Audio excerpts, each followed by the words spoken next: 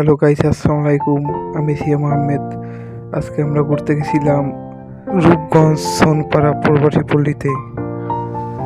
প্রবাসী পল্লীর ভিতরে অনেক সুন্দর সুন্দর জায়গা আছে ঘোরার মতো। আপনারাও আসবেন, আমার সাথেই থাকুন। Let's go.